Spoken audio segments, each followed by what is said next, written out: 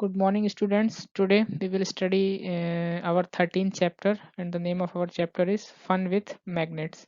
In this chapter, we will study about the various types of magnets, how we can form the magnets, and what type of material is suitable for a good magnet, what are the uses of magnet. All these things we will study in detail in this chapter. So, let's begin the chapter. Now, magnetic and non-magnetic material. You all are familiar with the term material. You all know material means any substance. So, every material is either magnetic or non-magnetic. ठीक. Generally Hindi में हम इसको कहते हैं चुंबकीय। चुंबक तो आप सबने देखा होगा अपने घर में। ठीक, खेला भी होगा चुंबक से। ठीक, चुंबक ऐसा कोई होगा नहीं जिसने चुंबक नहीं देखा हो और उसका यूज़ भी किया होगा। तो जब वाइल यूजिंग मैग्नेट्स, आपने एक बात नोटिस की होगी कि जब भी आप मैग्नेट को यूज़ करते हैं तो वो एक कोई प्रॉपर्टी शो करता है। यदि आपने नोटिस किया हो कि जब भी आप उसको किसी लोहे के पास ले जाएंगे, मीन्स मेटल्स के पास ले जाएंगे, तो वो क्या करता है, उसकी ओर आकर्षित होता है, उसमें चिपक जाता है। ठीक है, तो एक्चुअली में यही तो मैग्नेट्स हैं, ऐसे सब्सटेंसेस, ऐसे मटेरियल जिनमें ये प्रॉपर्टी होती है। ठीक, अपनी ओर चीज़ों को अट्रैक्ट करने की, वो क्या कहलाते हैं, मैग्नेटिक मटेरियल्स कहलाते हैं। ठीक, अब जैसे आप लकड़ी के पास ले जाएंगे तब तो कोई चुंबक, कोई किसी तरह का भी बिहेवियर नहीं शो करेगी। और उल्टा आप जब उसको लोहे के पास ले जाएंगे, जैसे आप एक एक रुपए के या एक एक पाँच पाँच के जो सिक्के आते हैं उनके पास ले जाएंगे, तो वो तुरंत चुंबक से क्या हो जाते हैं, चिपक जाते हैं। तो ऐसा क्यों होता है? ठीक, तो चुंबक से ही क्यों चिपकते हैं और किसी से क्यों नहीं चिपकते हैं, या चुंबक केवल सिक्के में ही क्यों चिपकता है, लकड़ी में या प्लास्टिक में, बाकी ऐसी दूसरी चीज़ों में क्यों नहीं चिपकता है? तो यही सारी चीज़ें इस चैप्टर में हम लोग डिटेल से पढ़ेंगे। सो magnetic are made up of materials that attracts objects made of certain substances such as iron, steel, cobalt and nickel. As I have told you that magnetic are made up of materials, ऐसे material से बनी होती है magnet जो अपनी ओर कई चीज़ों को अट्रैक्ट करती हैं, दूसरे मटेरियल्स को अट्रैक्ट करती हैं, और वो मटेरियल स्पेसिफिक होते हैं, सारे मटेरियल नहीं, कुछ ही मटेरियल्स को अपनी ओर अट्रैक्ट करती हैं। लाइक आयरन हो गया, ठीक, स्टील हो गया, कोबाल्ट हो गया, निकल हो गया, ये सब जो मेटल्स हैं इन्हीं की ओर अट्रैक्ट, इन्हीं मेटल्स से बनी हुई चीज़ों को अपनी ओर अट्रैक्ट करती हैं। ठीक, तो ऐसे मटेरियल्स जो मैग्नेट के द्वारा अट्रैक्ट किए जाते हैं, the materials which are attracted by the magnets are known as magnetic materials. Okay, and those materials which are not attracted by magnets are known as non-magnetic materials. Okay, so both now clear what is magnetic material and what is non-magnetic materials. The materials attracted by the magnets are known as magnetic materials, and the materials which are not attracted by the magnets are known as non-magnetic materials. Like जो 1 रुपए का सिक्का है, ठीक है, या 5 रुपए का सिक्का, जितने भी सिक्के हैं जो चुंबक से चिपक जाते हैं, तो मीन्स चुंबक की तरफ क्या होते हैं, चुंबक के द्वारा अट्रैक्ट किए जाते हैं अपनी ओर, इसलिए वो मैग्नेटिक मटेरियल्स हैं।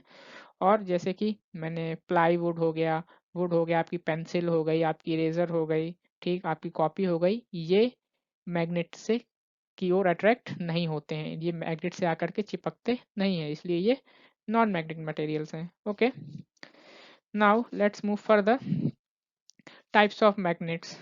सो there are basically two types of magnets, natural magnets and man-made magnets. First, the magnets provided to us by nature, they are known as natural magnets. And we humans also can develop many types of magnets, we can make many magnets through various processes. So generally there are two types of magnets, natural and man-made magnets. ठीक है, now the magnets made from lodestone are called natural magnets. Lodestone means it is a type of material which is found naturally. So the magnets made up of this lodestone are called natural magnets. And as we all know, we have developed so much in technology, physics and science. So we have developed various uses of magnetic in our daily life. So in order to fulfill those needs and purpose, we have developed the technology to obtain magnets. Okay, so we have the technology to make the magnets of iron, cobalt, nickel, and their alloys. So the magnets made by these metals with the if with the effort of human or by the effort of human, such magnets are called man-made magnets, okay, or artificial magnets. Okay, they are not made naturally or by any natural occurring substance. ठीक, they develop magnetic nature after we put our efforts on those materials like iron, cobalt, nickel, etc. So hope you got your answers cleared about natural and man-made magnets. Let's move further.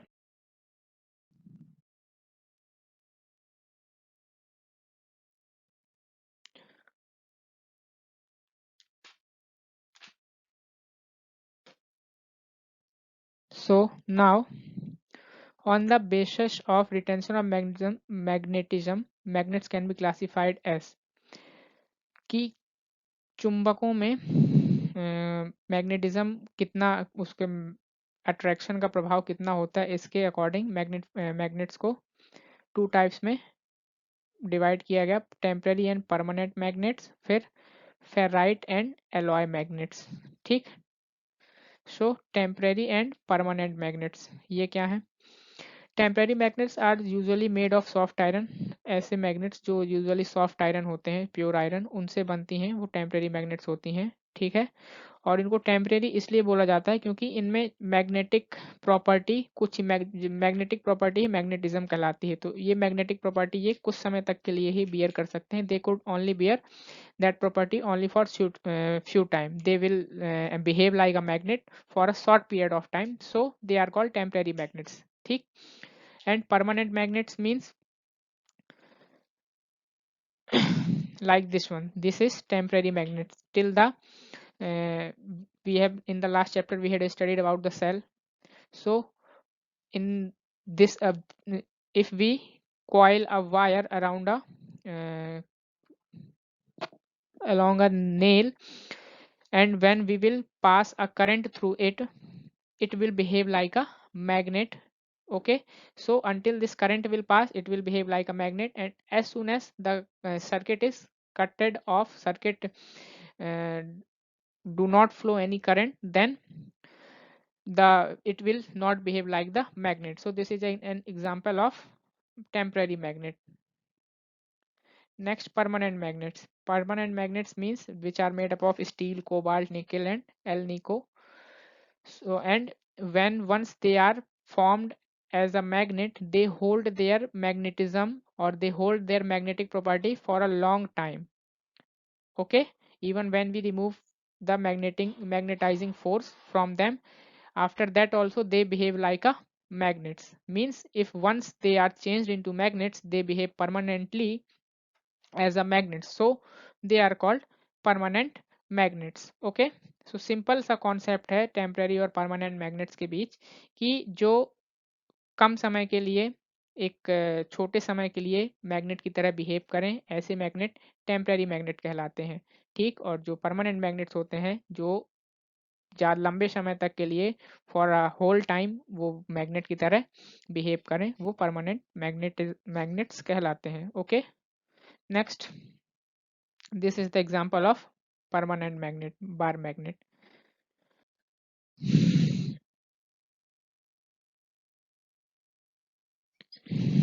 Now for ferrite and alloy magnets. Now what are ferrite and alloy magnets? So ferrite magnets, the magnets made from iron oxide, FeO2, chemical formula, iron oxide and barium oxide, or it is also known as strontium oxide. So when magnets are made from these substances, those magnets are known as ferrite magnets. Ferrite means made up of iron. uh, Sign of iron is Fe, and it is also said ferrous. known as ferrous. So from there only the word ferrite has been derived. So magnetics made from iron oxide and barium oxide are known as ferrite magnets. Okay, these magnets are known by a trade name like magnadur and are used in aerials and coils of transistors. ठीक, और इन magnets का use हम जो एरियल्स होते हैं और जो transistors होते हैं उनकी कॉइल्स में करते हैं.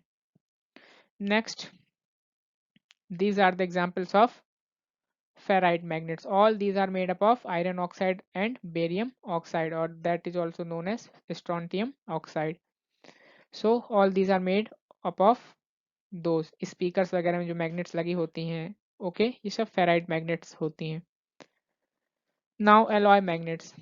Alloy magnets means are the magnets which are made of mixture of aluminium, nickel, cobalt, copper and iron. Alloy means जो ये metals हैं like aluminium, nickel, cobalt, copper, iron, इनके मिक्सचर से जो मैग्नेट डेवलप होती हैं वो मैग्नेट्स एलॉय मैग्नेट्स कहलाती हैं. ओके, एंड इनको इनके काम के अकॉर्डिंग दूसरे नाम से भी जाना जाता है, एल निको और Alcomax. They are also known as by the name of एल्किनो, एल निको और Alcomax magnets. And they these magnets are very strong in nature. Once they are converted into magnets, they behave very strong magnet, and they retain their magnetism for a long period. Okay, these are the examples of alloy magnets you can see in this figure. Next, need to make artificial magnet. What is the need? What is the need to make artificial magnets? Okay, so we will study about this now. So we were discussing what is the need to make artificial magnets. तो आप सभी जानते हैं कि आजकल TV, radio, loud speakers, जितने भी electric appliances हैं ज़्यादातर सब में मैग्नेट्स का यूज होता है, और बहुत ही स्ट्रॉन्ग मैग्नेट का यूज होता है बेटर विजन के लिए, बेटर रिजल्ट्स के लिए. इसलिए हमें आर्टिफिशियल मैग्नेट्स की जरूरत पड़ती है, क्योंकि जो नेचुरल मैग्नेट्स होते हैं वो नेचर में इतने स्ट्रांग नहीं होते हैं. ओके, सो इसलिए हमें इन अप्लियंसेस के लिए, इन गैजेट्स के लिए हमें स्ट्रांग मैग्नेट्स की जरूरत पड़ती है, इसलिए हम आर्टिफिशियल मैग्नेट्स को बनाते हैं. ठीक, तो following are the reasons of using artificial magnet. नीचे आइए देखते हैं कौन कौन सी रीजंस हैं जिनके कारण हमें आर्टिफिशियल मैग्नेट्स यूज करनी पड़ती हैं, बनानी पड़ती हैं. So first one is they can be made very powerful, which is not possible in case of natural magnets. जो artificial magnets means जो human effort से develop की गई magnets हैं उनको हम easily very powerfully develop कर सकते हैं.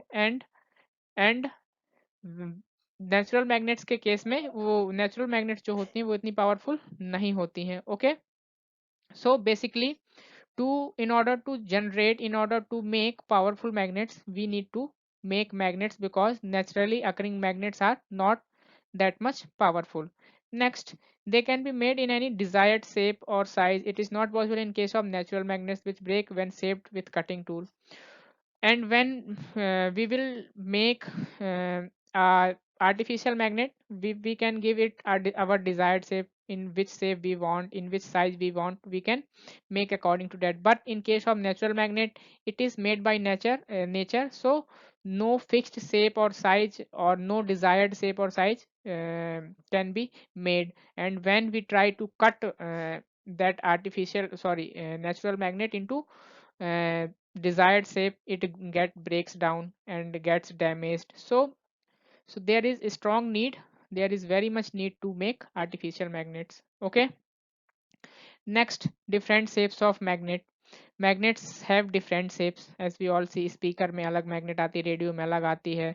ठीक, उसके बाद जो कंपास होता है जो हमें डायरेक्शंस बताता है उसमें अलग मैग्नेट आती है. तो बेस्ड ऑन हमारे के पर्पस क्या है मैग्नेट को लेकर के, उस मैग्नेट का उस डिवाइस में पर्पस क्या है, उसके अकॉर्डिंग हम अपने अकॉर्डिंगली डिजायर्ड शेप्स बनाते हैं. So let us look about the different shapes of magnet. So artificial magnets are of various shapes and size. Some of them are as follows. As we all know, as I have told you earlier, we can make artificial magnets of the size we desire.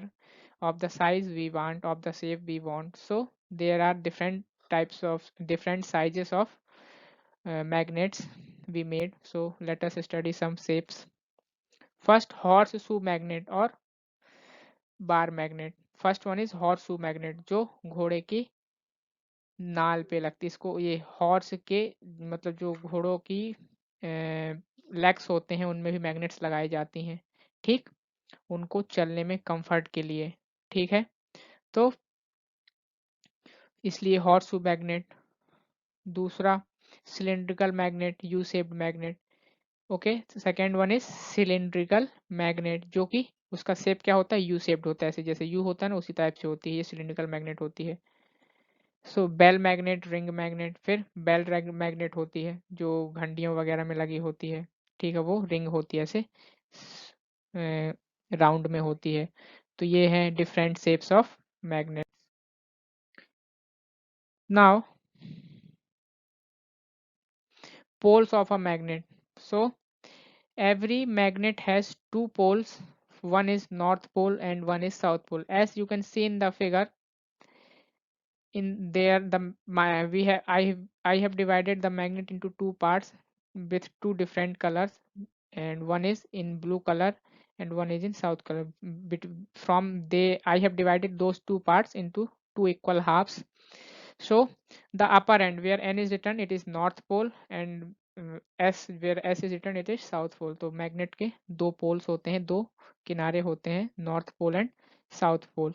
Okay, और ये magnetic, यही north pole और south pole क्या करते हैं, magnetic field generate करते हैं. Okay, तो मैग्नेटिक पोल्स होते क्या है मैग्नेट में. तो मैग्नेटिक पोल्स मैग्नेट का वो भाग होते हैं जहाँ पे मैग्नेट की जो अट्रैक्ट करने की जो क्षमता है वो स्टोर होती है. इन्हीं पोल्स के कारण ही मैग्नेट क्या करती हैं, आपस में दूसरी चीज़ों को अपनी ओर अट्रैक्ट करती हैं. तो जो अट्रैक्टिव पावर है मैग्नेट की, वो पोल्स भी एग्जिस्ट करती है. और जनरली प्रत्येक मैग्नेट में दो पोल्स होते हैं, साउथ पोल और north pole. Okay, a bar magnet suspended with silk thread such that horizontal plane comes to rest pointing through north south direction.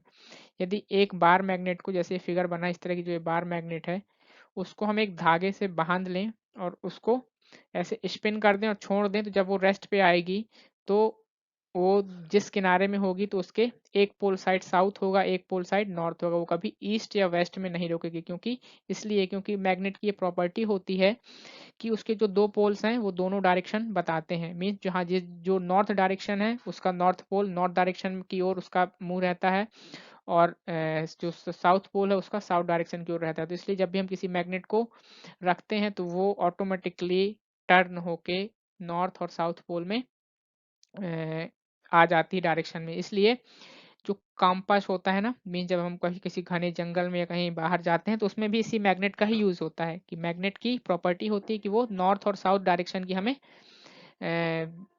जानकारी देती है.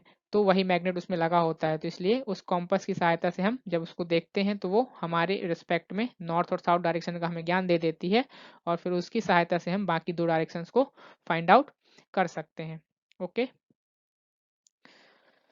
The end of magnet which roughly points toward the geographical north is called the north seeking pole. तो जब किसी magnet को हम घुमाते हैं तो रेस्ट पे जब आती है तो उसके दोनों किनारे एक नॉर्थ की तरफ होगा, एक साउथ की तरफ. तो जो नॉर्थ की तरफ किनारा है वो नॉर्थ पोल, जो साउथ की तरफ है वो south pole, as I have told you. Next, इसीलिए आइडेंटिफिकेशन के लिए मैग्नेट्स में नॉर्थ पोल की साइड एन लिखा होता है, south pole stands for.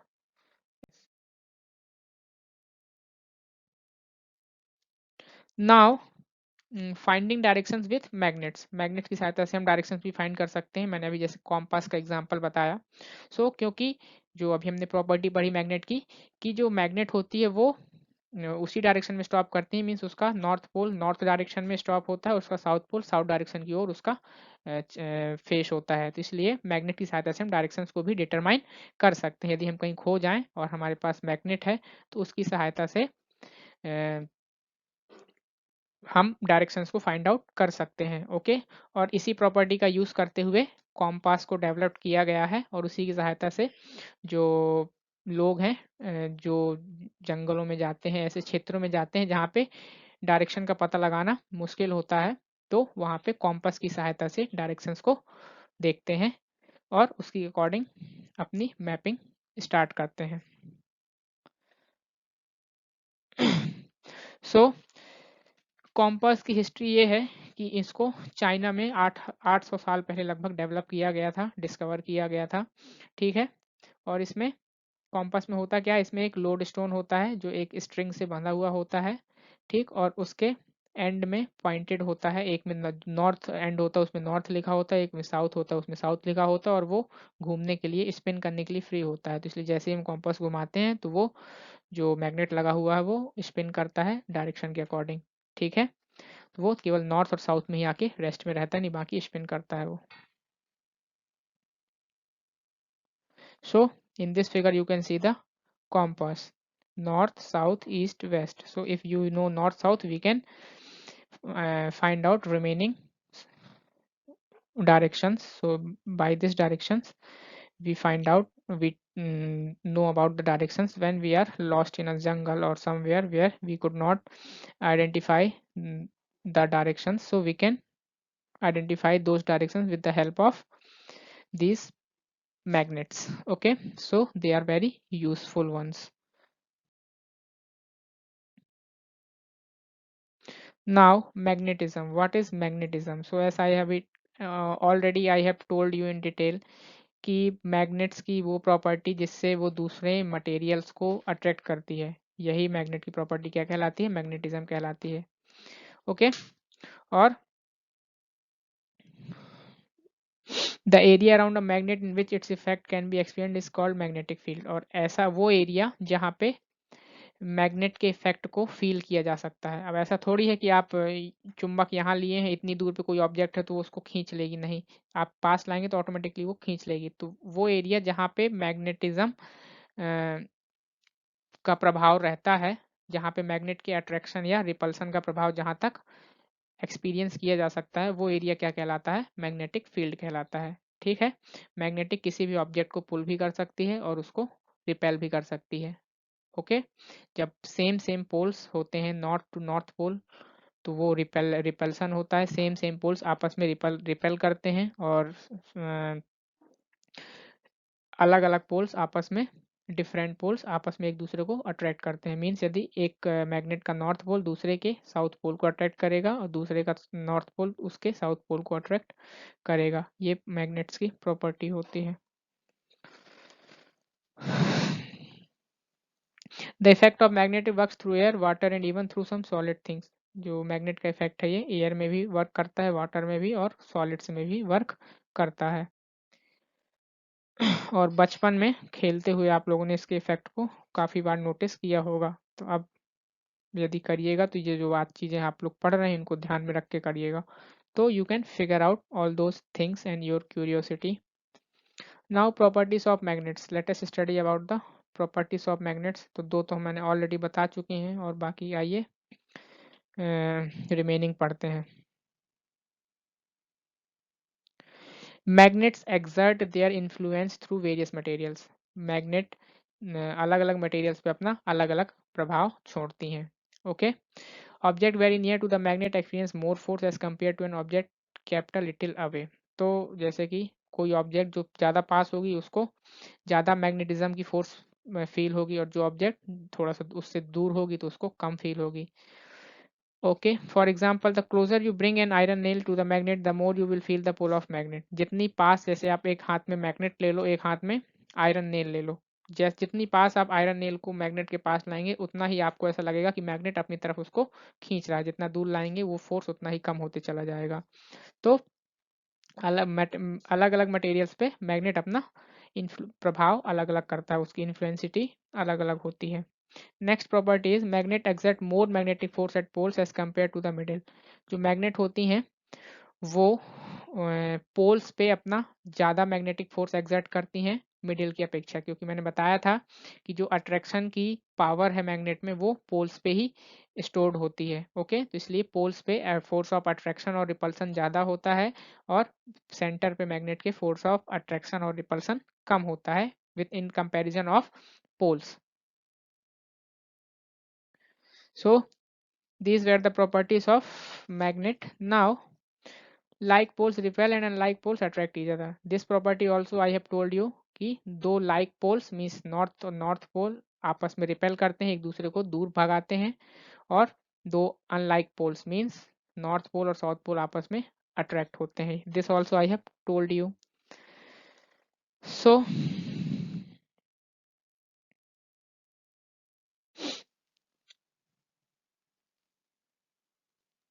now next property is magnet poles always exist in pairs. Magnetic poles जो होते हैं हमेशा पेयर्स में होते हैं. ऐसा नहीं कि केवल नॉर्थ पोल हो या केवल साउथ पोल हो, नहीं. जब होते हैं हमेशा पेयर्स में होते हैं, नॉर्थ भी होगा और साउथ साथ ही में होते हैं. कोई भी मटेरियल ऐसा नहीं जिसमें केवल एक पोल होते हों. यदि वो मैग्नेटिक मटेरियल है तो उसमें 2 पोल्स कंपलसरी होंगे. ये भी मैग्नेट की प्रॉपर्टी कि हमेशा each magnet has pair of poles. That means each magnet will constitute 2 poles, that is north and south, that is compulsory. Only single pole substance with a single pole could not behave as a magnet. Keep in mind.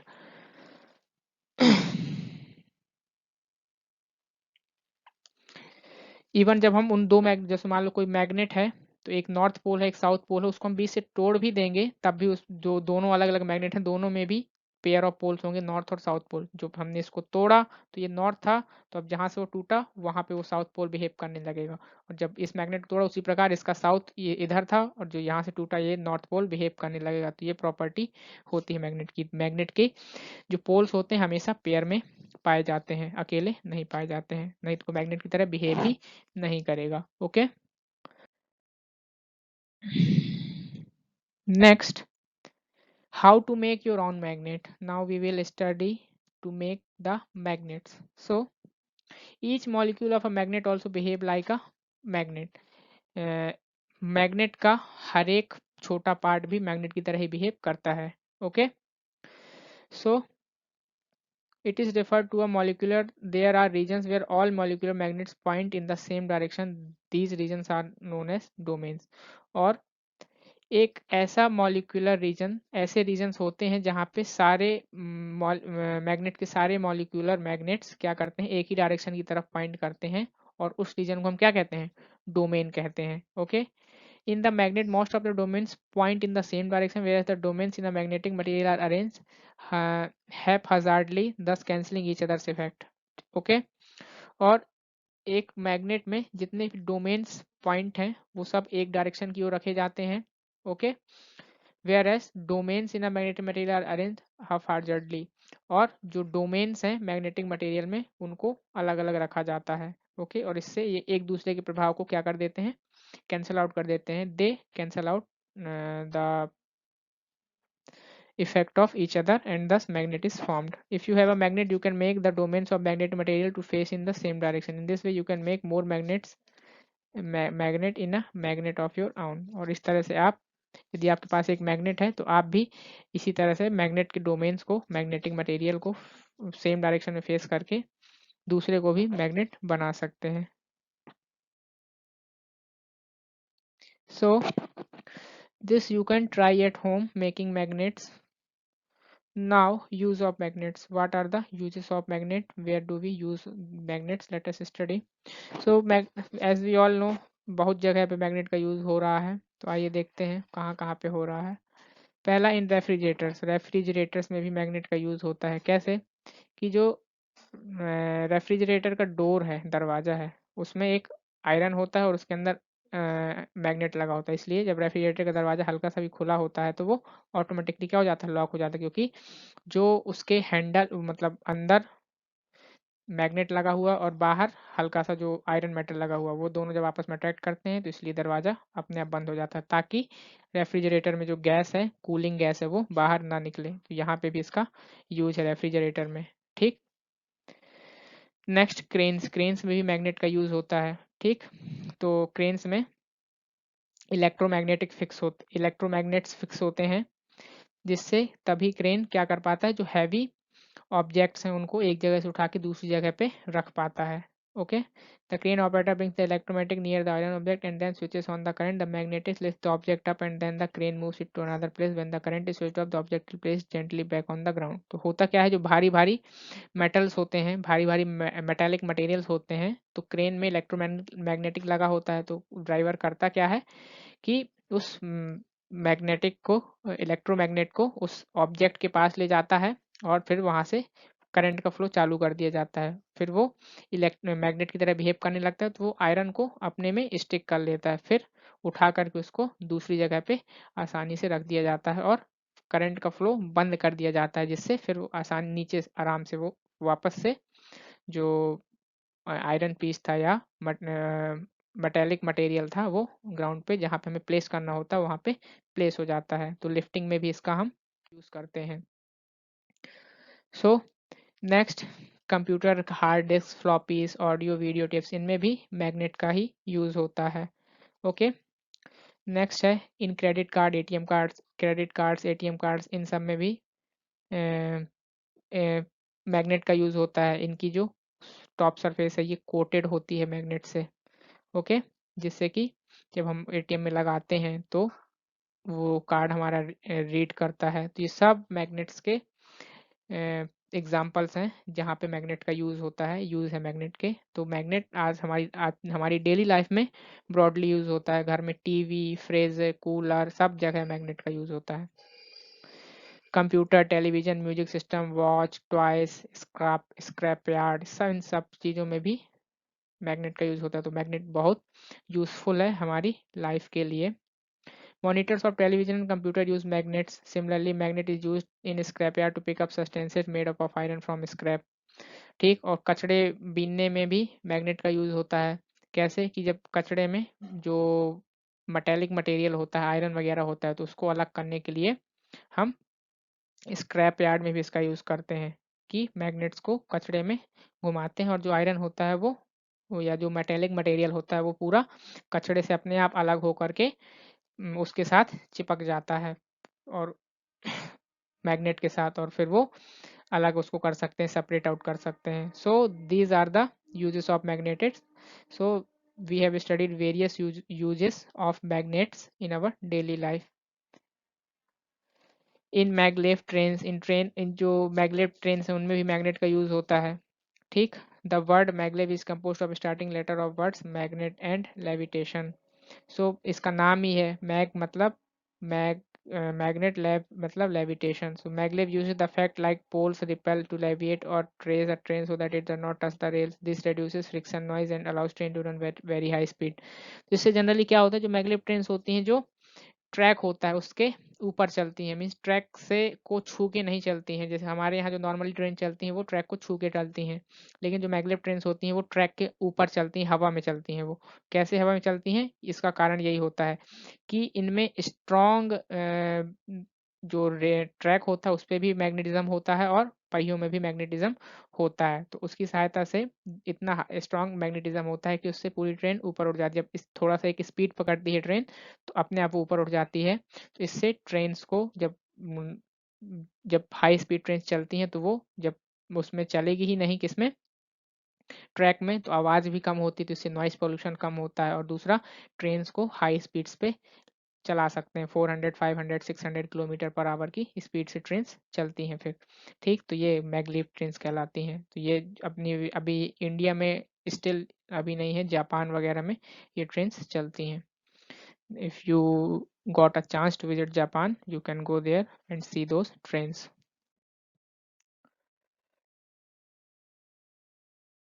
So next is some tips to keep magnet safe. Let us study about some tips, uh, how we can keep magnet safe. Keeping magnet safe is that means due to our carelessness or due to various things, sometimes what happens, magnets loses their magnetism.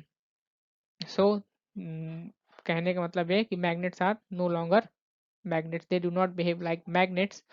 So there is very much need to keep the magnets safe. So here are some measures through which we can keep the magnet safe, like So magnets should never be heated strongly. We should never heat the magnets, because if we heat any magnet, they loses their magnetism property. So keep in mind every time कि कभी भी magnets को आप गर्म मत करिए, गर्म करने से उनकी मैग्नेटिज्म की प्रॉपर्टी ख़त्म हो जाती है and they are no longer magnets वो। Now magnets should never be hammered, कभी भी मैग्नेट्स को हैमर नहीं करना चाहिए, उनको उनको ठोकर नहीं मारनी चाहिए, ठीक, हथौड़े वगैरह से उनको पटकना नहीं चाहिए, ठीक, इससे भी उनकी मैग्नेटिज्म प्रॉपर्टी कम हो जाती है। Magnet should never be kept near electronic items, जो इलेक्ट्रॉनिक आइटम्स हैं, जो इलेक्ट्रिसिटी से चलते हैं, उनके पास मैग्नेट्स को नहीं रखना चाहिए, ये उससे इलेक्ट्रॉनिक आइटम्स को भी डैमेज कर सकते हैं या खुद भी डैमेज हो सकते हैं, ठीक, क्योंकि इलेक्ट्रॉनिक आइटम्स में भी मैग्नेट लगी होती हैं, तो ये आपस में क्या करते हैं, इंडल्ज होने की कोशिश करते हैं, ठीक है, स्ट्रॉन्ग मैग्नेटिक फील्ड जनरेट कर लेते हैं, इससे हमारा अप्लियंस भी खराब हो सकता है या हमारी मैग्नेट भी खराब हो सकती है। तो हमेशा याद रखें इलेक्ट्रॉनिक आइटम्स के आसपास मैग्नेट्स को ना रखें। Magnets should never be dropped from a height, कभी भी किसी ऊंचाई से छत वत से मैग्नेट्स को नहीं फेंकना चाहिए, गिराना चाहिए, उससे भी मैग्नेट्स क्या हो जाती हैं, खराब हो जाती हैं। Bar magnets should be kept in pairs with unlike poles on the same side, जो बार मैग्नेट्स होती हैं, जो पेयर्स में होती हैं, इनको हमेशा पेयर्स में रखना चाहिए, और जब पेयर्स में रखें तो याद रखें कि जो अनलाइक पोल्स के साथ रखना चाहिए, मींस एक मैग्नेट का नॉर्थ पोल दूसरे मैग्नेट के साउथ पोल के साथ इस तरह से वाइस वर्सा इस तरह से रखना चाहिए। Okay, a wooden block should be kept between the pairs of bar magnet, और जो बार मैग्नेट के पेयर्स हैं उनके बीच में हमेशा एक वुडन ब्लॉक होना चाहिए, कभी भी वो उनको जोड़ के नहीं रखना चाहिए, ठीक, उससे उनकी मैग्नेटिज्म प्रॉपर्टी खत्म हो जाती है। A piece of iron should be placed across the ends of bar magnet, और जब भी हम किसी बार मैग्नेट को रखें तो उसके एंड्स में मतलब पोल्स में हमेशा एक आयरन को चिपका दें, ओके, ताकि उसकी जो मैग्नेटिक फील्ड है वो फर्दर डेविएट ना हो। फिर a horseshoe magnet should be stored with a piece of soft iron kept across its poles, और एक जो हॉर्स शू मैग्नेट होती है इसको हमें एक सॉफ्ट आयरन के पीस से उसके पोल्स में सॉफ्ट आयरन पीस को लगा करके उसको हम सेफली स्टोर कर सकते हैं, जिससे वो लंबे समय तक अपनी मैग्नेटिज्म की प्रॉपर्टी नहीं खोएगी। तो यदि ये सारे प्रिकॉशंस हम फॉलो करें, हम मैग्नेट्स यूज़ करते समय ये सारी बातें ध्यान रखें, so we can save then we can save the we can keep the magnets safe. So this was all about in the chapter, and in this chapter we have studied about various magnets, about the magnetic materials, non-magnetic materials, about how we can form magnets, what are the shapes of magnet, what are the uses of magnet, how we can take care of magnets, all these things we have studied in detail. Hope you all understood, and also if you have any doubt related to the lesson, you can post the doubt in our comment section, and we will be provided with the solution. Thank you everyone, goodbye, take care, have a good day.